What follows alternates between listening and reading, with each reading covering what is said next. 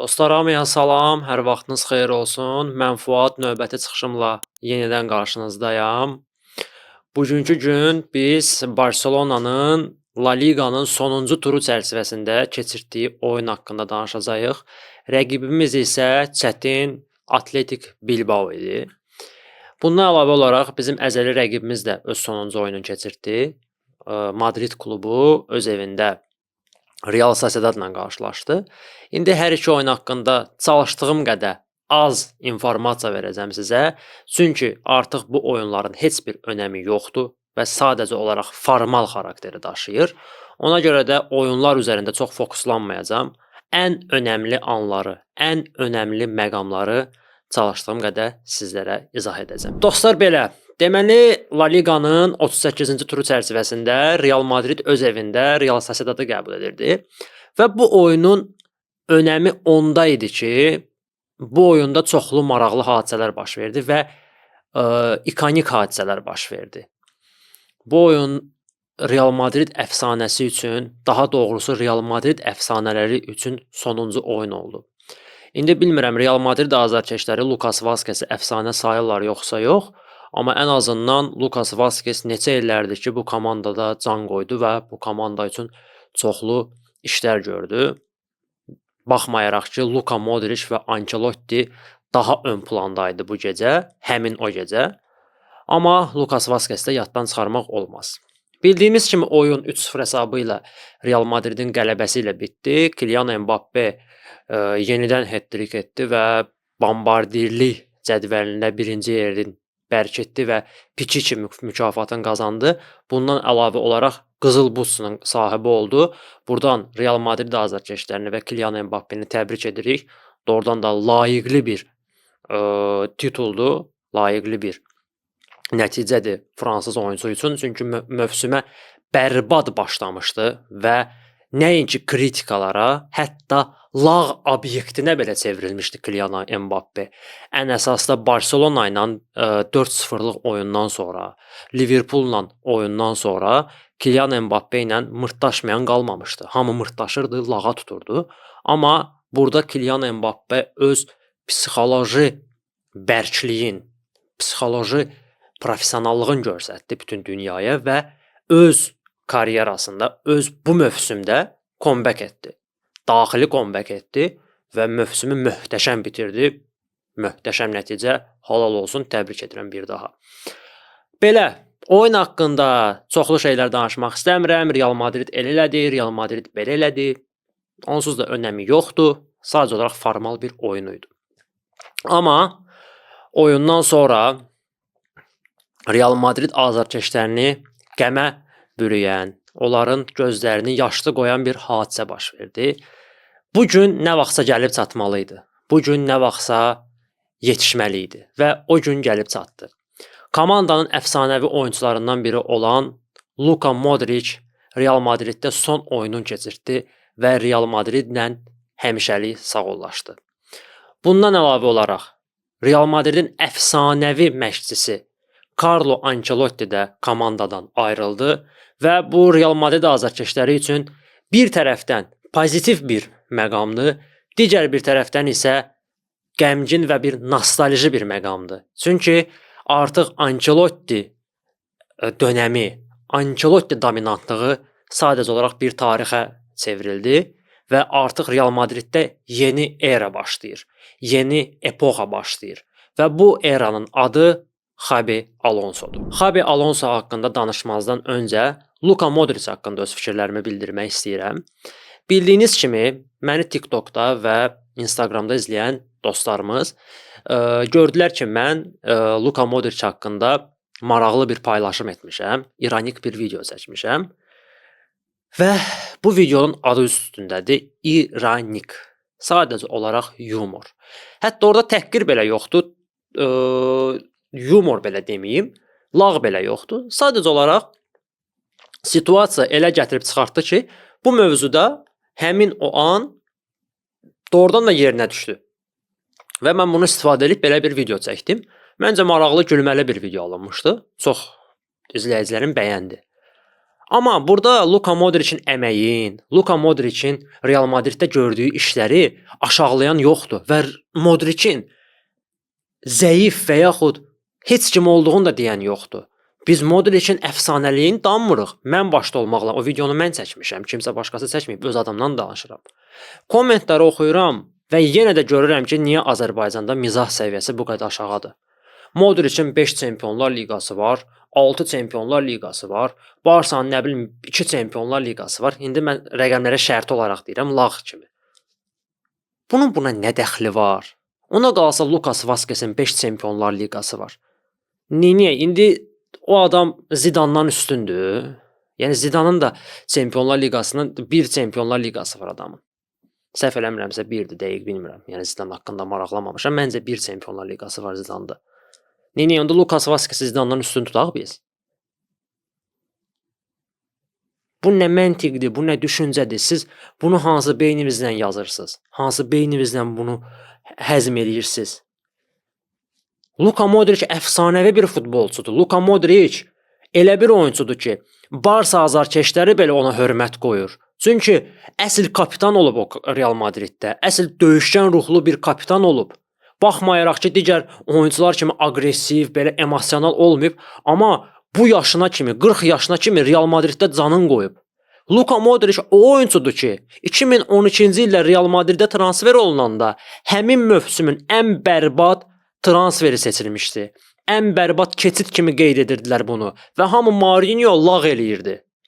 Mourinho özü dedi ki, bir neçə ildən sonra siz onun əsl üzünü görəcəksiniz və biz bunu gördük. Və Modric doğrudan da alqışlanası bir oyuncudur. Biz onun böyüklüyünü danmırıq. Həm mənəvi cəhətdən, həm bir futbolçu kimi ideal bir insandır, nümunəvi bir insandır. Bu videolar isə sadəcə olaraq yumordur. O reallıqla heç bir əlaqəsi yoxdur. Reallıq başqadır. Həm mən burada qayıdıb desəm ki, Modric kimdir ala? Modric oyuncudur. Modric oyuncudur. Siz nə danışırsınız? Siz futbola haravızla baxırsınız. Mən bunu burada real olaraq desəm, düzün olaraq desəm, siz qayıdıb mənə deyə bilərsiniz ki, Fuad sən nə danışırsan? Sən bunu ciddi olaraq bizim üzümüzə deyirsən. Adama gülərlər. Mən bunu yumor vasitəsilə sadəcə olaraq gülüş üçün bunu edirəm. Sadəcə olaraq bir videodur, reelsdir, kontentdir bu. Amma biz reallıqdan danışırıqsa, bəli, obyektiv bir şeylər eləməliyik, obyektiv fikirlərimizi bildirməliyik. O tam başqa bir şeydir, bu tam başqa bir şeydir. Zəhmət olmasa bunu ayırd edə bilək. Belə, yenidən Real Madrid azarkeşlərinə səbir diləyirəm. Ümid edirəm ki, Real Madrid yeni mövsümdə daha güclü olacaq və daha rəqabətçil olacaq. Çünki Xabi Alonso artıq rəsmi olaraq Real Madridin baş məşqçisi oldu və ilk mətbuat konfransına çıxdı və çox iddialı danışdı. 15 Çempionlar Liqasında göstərdi belə. Bilmirəm, deyəsən bu Madridistlərin çoxsunda belə bir şey var. Bilmirəm, nəysə, o haqda danışmaq istəmirəm, nəysə. Okey, Xabi Alonso uğurlar arzulayırıq. İnanıram ki, Xabi Alonso nəsə maraqlı temalar fikirləşəcək Real Madriddə. Ən azından hal-hazırda ən güclü baş məşqçilərdən biridir. Bu mənim şəxsi subyektiv fikrimdir. Çünki müasir futbol oynadır, sürətli futbol oynadır. Bu mənə ləzzət eləyir. Amma bir problem var. Xabi Alonso elə bir baş məşqçidir ki, Leverkusenə gələndə Leverkusen oyunçuları bir o qədər də yüksək səviyyəli oyunçular deyildi və orada oynayan oyunçuların heç birini biz demək olar tanımırdıq. Bir dənə Virtsi tanıyırdıq. O da yeni bir ulduz kimi parıldayırdı. Hamı deyirdi ki, fokuslanmaq lazımdır Virtsə, çünki bundan gələcəkdə nəsə böyük bir şey əmələ gələ bilər.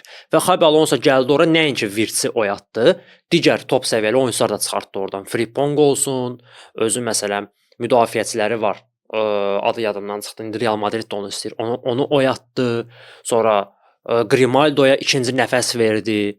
Özü olsun Boniface-ə Boniface-i top səviyyəli bir hücumçu elədi. Çoxlu işlər gördü. Yəni bunu danmaq olmaz. Amma nüans bundadır ki, Xabi Alonso həmişə orta səviyyəli oyunçularla işləyib və orta səviyyəli oyunçuları top klasa gətirib, top level-a gətirib. Bilmirəm, indi gəlib top level oyunçularla bu adam işləyə biləcək, yoxsa yox. Ancelottinin bir nömrəli üstünlüyü onun top səviyyəli oyunçularla işləmə qabiliyyəti idi. O böyük oyunçularla işləyə bilirdi. Onları bir ailə kimi yığa bilirdi. Bilmirəm, Xabi Alonso'da bu olacaq, yoxsa yox. Fikirlərinizi şərhlərdə bildirin. Mənə də maraqlıdır. Belə dostlar, Real Madridlə sağollaşırıq, keçirik doğma, sevimli Barselonamıza. Barselona haqqında danışaq. Komandamız 38-ci tur çərçivəsində Bilbaoya yollanmışdı. Çətin səfər idi və mən hətta canlı yayımda belə demişdim ki, mən inanmıram ki, komanda bugünkü oyunda qalib gələcək. Çünki gözləmirdim və mən elə düşünürdüm ki, Flick bu oyunda start heyət olaraq La Masia gətirmələrindən ilk 11-liyi düzəldəcək, amma belə eləmədi. Bəli, üstünlüyü həmin gənc oyunçulara verdi, amma Rafinha var idi heyətdə, Pedri var idi. Bildiyiniz kimi Pedri La Masia yetirməsi deyil və Lewandowski həmçinin var idi və bu oyunun ən böyük necə deyim, intriqası, ən böyük maraqlı yeri Lewandowskinin bu oyunda 100-cü qolu vurub vura bilməməsi idi. Və bombardirlik yarışında Mbappéyə çata bilməməsi idi. Əlbəttə ki, Mbappéyə çatmaq üçün çox fantastik bir şeylər baş verməli idi oyunda. Çünki Lewandowskinin oyundan əvvəl 25 qolu vardı, Mbappénin 31 qolu var idi. 7 qol lazım idi, yəni 6 qol lazım idi ki, Lewandowski Mbappéyə çatsın və orada artıq penalti sayına görə birinci yerə çıxacaqdı. Lewandowskidə penaltidən vurulan qollar daha azdı. Amma Lewandowski buna bizə inandırdı. Oyunun əvvəlində artıq 2 qol vurdu və biz inanmağa başladıq ki, bu adam nəsə eləyə bilər. Amma eləyə bilmədi, heyif. Amma halal olsun Lewandowski yenə də bu yaşında, bu fiziki formada, bu zədədən sonra yenə də öz peşəkarlığını göstərir. Yüksək performans nümayiş etdirir. Amma yenə də bizə hücumçu lazımdır. Bunu mən danmıram və həmişə də deyəcəm. Barsaya top klass hücumçu lazımdır yeni mövsüm üçün. Lewandowski ilə biz çox gedə bilməyəcəyik dostlar. Yəni ümidimizi Lewandowskinin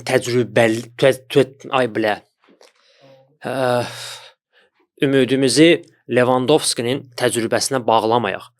Ona güvənməyək o cəhətdən. Bəli, təcrübəlidir, peşəkar futbolçudur, okey. Bunu danan yoxdur.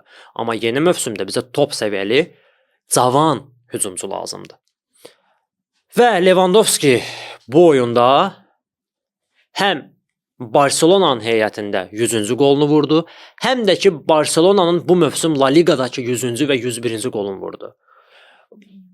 Bu Lewandowskinin necə deyim, karyerasının bəlkə sonları da artıq. Demək olar ki, Barselonadan sonra inanmıram o hansısa kluba kəsə. Məncə növbəti mövsümdə komandada qalsa, artıq sonuncu mövsüm olacaq və karyerasını başa vuracaq. Və Lewandowski 3 mövsüm ərzində komandamızın heyətinin 147 oyun keçirib ki, bu 147 oyun ərzində 101 qol və 20 assistlə yadda qalıb və 5 titul qazanıb. Möhtəşəm nəticədir. Möhtəşəm nəticədir. Nəzərə alsaq ki, Lewandowski komandamıza qoşulanda 34 yaşı var idi. Və bu yaşda bu adam bu nəticəni əldə edibsə, möhtəşəm nəticədir. Mən Lewandowskini istəmirəm dostlar. Bəziləri elə bilir ki, mən Lewandowskiyə nifrətlə yanaşıram, onu qovuram komandadan. Yox, amma hər şeyin öz vaxtı var. Vaxtı çatıb artıq. Başa düşdünüz nə demək istəyirəm? Və Barsada hal-hazırda ümidlər ancaq onadır hücumda. Onun yerinə belə başqa top səviyyəli hücumçu olsa, deyərəm, okey, qalsın, kömək eləsin komandaya. Bu başqa məsələ. Amma sırf olaraq Lewandowski üzərində oyun qurub, ümidimiz ancaq Levadır, hücumda bir dənə Leva, bu alınmayacaq. Bu qədər sadə. Digər top səviyyəli oyunçumuz Rafinha haqqında danışmaq istəyirəm. Rafinha bu oyunda ən azı bir qol və yaxud bir assist eləsəydi, mövsüm ərzindəki qol üstəgəl assist nəticəsini 60-a yüksəldəcəkdi. Amma təəssüf ki, bunu edə bilmədi. Rafinha bu mövsüm komandamızın heyətində 34 qol vurub 25 assist elədi. Amma yenə də möhtəşəm nəticədir. Super performans, qızıl topa da namizəd idi bizim Braziliyalı canavarımız. Amma heyif ki, Çempionlar Liqası bizi biraz padvayt elədi. Çempionlar Liqasında istədiyimizi əldə edə bilmədik deyənə avtomatik olaraq qızıl topdan uzaqlaşdı.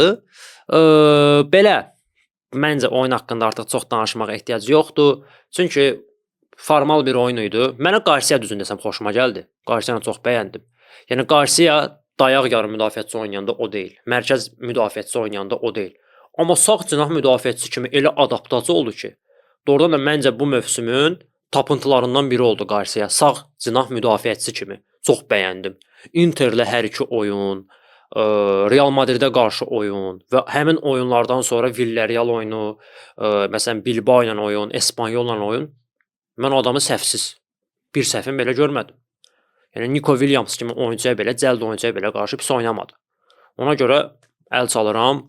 Ümumiyyətlə Filikə əl çalmaq lazımdır ki, Filik bu mövsüm komandada möhtəşəm işlər gördü. Hər bir oyunçunun içində o canavarı oyatdı. Yəni Xavidən fərqi budur adamın. Yenə də biz mövsümün analizini aparacağıq üçümüz. Mən, Ülvi və Novruz, Familiya, Barselona, Azərbaycan ailəsi olaraq yaxın zamanlarda videomuz çəkiləcək və YouTube kanalına yerləşdirəcək. Ona görə kanalı izləməyi unutmayın, zınqırova basmağı unutmayın. Yaxın zamanlarda videonu yükləyəcəyik və möhtəşəm analizlər olacaq. Xavi haqqında danışacağıq, Filik haqqında danışacağıq. Onların fərqi nədədir? Nəyə görə Xavi belə uğurlu ola bilmədi? Nəyə görə Filik belə uğurlu oldu? Hamısını tam şəkildə analiz edib sizlərlə bölüşəcəyik. Dostlar, son günlər belə bir xəbərlərlə rastlaşmışam. X sosial şəbəkəsində, X platformasında, yəni köhnə Twitter deyək də, orada Marc-Andre ter Stegen haqqında çox xoşagəlməz ifadələr işlədilir. Ter Stegen out, Ter Stegen get, ehtiyac yoxdur sənə bu komandada, lazım deyilsən. Yəni var belə azarkeşlər. Bu həm Azərbaycanda, həm də ümumən bütün dünyada var. Bu hərəkətlər düzgün hərəkətlər deyil. Bəli, keçən çıxışda mən də demişdim ki, Barselona yeni qapıçı lazımdır və Ter Stegenlə sağollaşmağın vaxtı gəlib çatıb. Amma belə kobud şəkildə Ter Stegenə qarşı belə şeylər eləmək çox hörmətsiz bir addımdır. Yəni Ter Stegenə bunu yaraşdırmıram mən. Yəni Ter Stegen tərəfindən mən bunu yaraşdırmıram ki, o adama qarşı belə şeylər eləmək olmaz. Mənə görə son 10 ildə bu adam dəfələrlə komandanı tərk edə bilərdi. Və prime vaxtlarında onunla bir çox top klub maraqlanmışdı. Manchester City olsun, Bavariya olsun, Manchester United olsun və heç birinə pozitiv tərəfdən baxmamışdı və onların təkliflərini rədd etmişdi və komandaya öz sadiqliyini göstərmişdi. Bəli, Ter Stegen indi son vaxtlar o deyil. Bəli, zədə söhbəti ola bilər, tez-tez zədələnir, bəlkə psixoloji problemləri var, deyirlər güya ki, həyat yoldaşının nəsə problemlər yaşayır. Amma ki, Ter Stegen kimi əfsanəyə, hal-hazırda mənə görə əfsanədir o. Hal-hazırda komandada olan oyunçular arasında əfsanədir.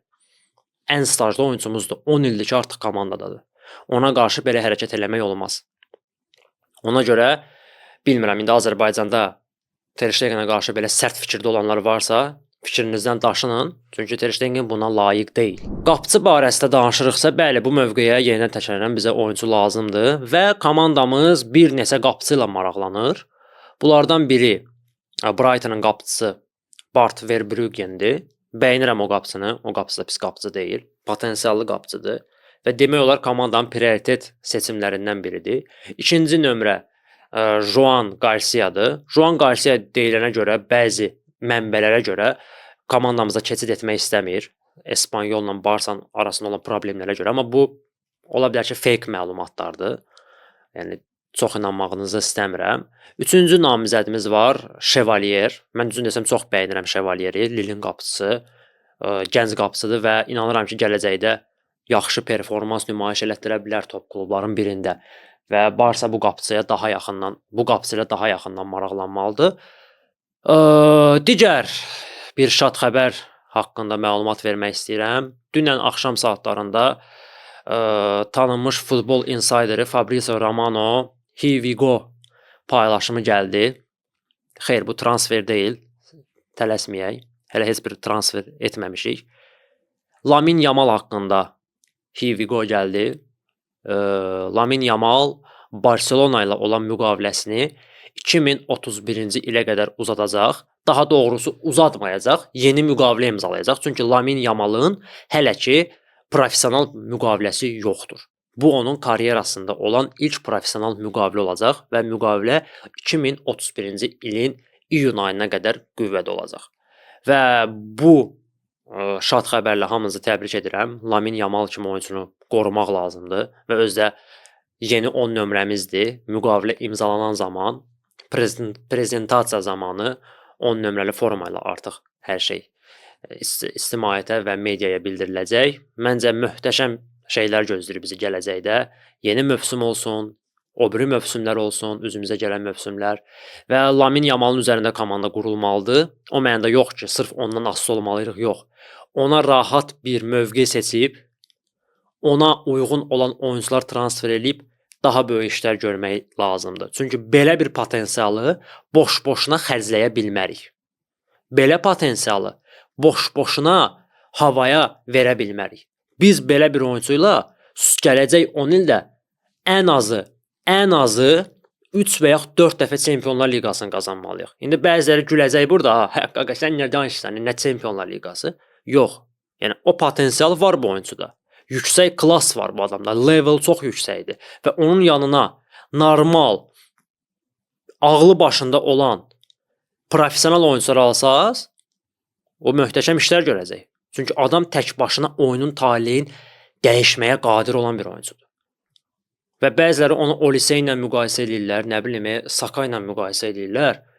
Yəni level tam fərqlidir. Siz bunu görmürsünüz. Və Lamine Yamalın o qədər paxıllığını çəkənlər var ki, ilahi, mən onu görürəm. Mən baxıram şərhlərə, mən baxıram postlara. Nəinki Azərbaycanda, ümumən bütün dünyada. Ən əsas da bu Real Madrid azarkeşləridir. İndi hamısının aidiyyatı yoxdur əlbəttə ki, bəziləri var. Elə toksik fikirlər bildirirlər ki, Lamine Yamal zədələnəcək, o Fatihdən də betər olacaq. Sən bilmirsən ki, o zədələnəcək. Bunu deyə bilmərsən. Amma sən bunun zədələnməyini istəyirsən. Bu artıq bu mənada çıxır, dostum. Özümüzü aldatmayaq. Özünü aldatma. Sən istəyirsən ki, o zədələnsin və futbol oynamasın. Lamine Yamal bir mövsümlük oyuncudur. Belə oyuncular çox görmüşük. Fatihini də belə deyirdiniz. Əgər sən Fatih ilə Yamalın prime vaxtlarını qarşı-qarşıya qoyursansa və hansının nə dərəcədə komandaya kömək elədiyini görürsənsə, əlbəttə ki, görəcəksən ki, aralarında yer və göy qədər fərq var. Yer və göy qədər fərq var. Yəni bunu görməmək üçün gərək kör olasan. Müqavilə məsələsinə gəldikdə daha bir oyuncumuz Rafinha da komanda ilə müqaviləsini uzatdı və Rafinha artıq komandamızda 2028-ci ilə qədər oynayacaq və bu da bizim üçün gözəl bir xəbərdir. Düzün desəm, mən Rafinha'nın getməyini istəmirəm. Nəyə görə? Sırf iradəsinə görə. Sırf klubumuza olan sevgisinə görə. Qoyduğu cana görə. Mən Rafinha'nı ötən mövsümdən bəyəndim. Sırf Paris Saint-Germain-lə oyunlardan sonra. Göstərdiyi performansa görə yox. Məğlubiyyətdən sonraki o hirsinə, o əzminə, o əsəbinə vuruldum. Doğrudan da bu adam komandaya canın qoymağa hazırdır. Və gələn mövsüm Rafinha bu mövsümdə göstərdiyi nəticələrin yarısını belə göstərə bilməsə, mən onun haqqında pis bir şey danışmayacağam. Çünki o oyuncu əsl kapitan ruhlu oyuncudur. Bəli, bu günə kimi heç kim onu tanımırdı. Yəni yüksək klass oyuncu olmayıb, bəlkə də bir mövsümlük oyuncudur. Okey, bu ilə razıyam mən. Amma bu komandaya görə canın qoyursa, o oyuncu mənim üçün artıq yüksək səviyyəli oyuncudur. Ola bilər dünya üçün yox. Yəni premium class, yəni elit bir oyuncu deyil. Amma mənim komandam üçün elit bir oyuncudur. Çünki bu adam komandaya görə canın qoymağa hazırdır. Bu mövsüm bunun dəfələrlə şahidi olduq. Dəfələrlə şahidi olduq. Və Rafinha doğrudan da xətir əzizdir. Belə qəribə istəyim var ona qarşı. Çünki hiss edirəm ki, o adam hər şeyi verməyə hazırdır ki, tək komanda qalib gəlsin. Tək komanda qalib gəlsin. Və Rafinha bu mövsüm möhtəşəm oynadı. Möhtəşəm performans. Bir daha Filikə də təşəkkür edirəm ki, yəni onun kimi canavarı oyatdı. Dostlar, belə bir məlumat da paylaşım. İndi bəlkə çoxunuz da bilirsiniz ki, bugünkü gün çox önəmli bir gündür. 27 may tarixi. Düz 16 il əvvəl komandamız Romada UEFA Çempionlar Liqasının 3-cü dəfə qalibi oldu. Bu oyuna baxanda mənim 10 yaşım var idi və yadıma gəlir ki, bu mənim üçün Barselonanın 2-ci Çempionlar Liqası qalibiyyəti idi. 2006-cı ildə də mən Wembley'də keçirilən finala da baxmışdım Arsenal'a qarşı. O da möhtəşəm final idi, amma bu final tam başqa idi. Oyunun icmalını bu dəqiqə tam olaraq başdan ayağa danışaram. Hər şey yadımdadır, hər şey. Amma həmin mövsümün özəlliyi bilirsiniz nədir? Komanda treble elədi. Komandaya yeni baş məşqçi gəlmişdi. Pep Guardiola'nın erası başlamışdı və heç kim ona inanmırdı. Və mövsümə çox bərbad başlamışdı əslində Barselona. Dəfələrlə xal itirmişdi çempionatda. Çempionlar Liqasına hətta belə biz qrupa play-offdan qoşulmuşduq. Yəni biz indi Qarabağ necə mübarizə aparır? Birinci oyun keçirir, ikinci oyun nə deyirlər ona yadımdan çıxdı. Elə başlamışdıq biz yadıma gəlirsə. Çempionlar Liqasına biz 4-dəyə düşə bilməmişdik. La Liqada 4-dəyə düşə bilməmişdik ki, birbaşa Çempionlar Liqasında oynayaq. Amma bu komanda gəldi bu halda çempion oldu, treble etdi. Və həmin oyun yadımdadır ki, o Messi'nin əfsanəvi qolu, başdan vurulan qol ikonik bir qoldur. Yəni ikonik bir ikonik bir final idi. Möhtəşəm bir final idi və inanıram ki, həmin finala baxanlar öz fikirlərini şərhlərdə bildirəcəklər. Belə dostlar, məndən bu qədər. Çalışdığım qədər bu həftə ərzində baş verən hadisələr haqqında məlumat verdim, öz fikirlərimi bölüşdüm. Hər halda siz də razı qaldınız. Siz də öz fikirlərinizi şərhlərdə bildirin, suallarınızı verin. Ola bilər nədəsə nəyisə səhv demişəm, onu da yazın. Tənqidə həmişə açığam, təhqirdən başqa əlbəttə ki. Yəni tənqid məni daha da böyüdür sayənizdə və ən əsası TikTokda artıq 10.000 izləyicimiz var və bu sırf sizin sayənizdədir. Bir daha hamınıza təşəkkür edirəm. Var olun. Viska Barsa, Viska Kataloniya.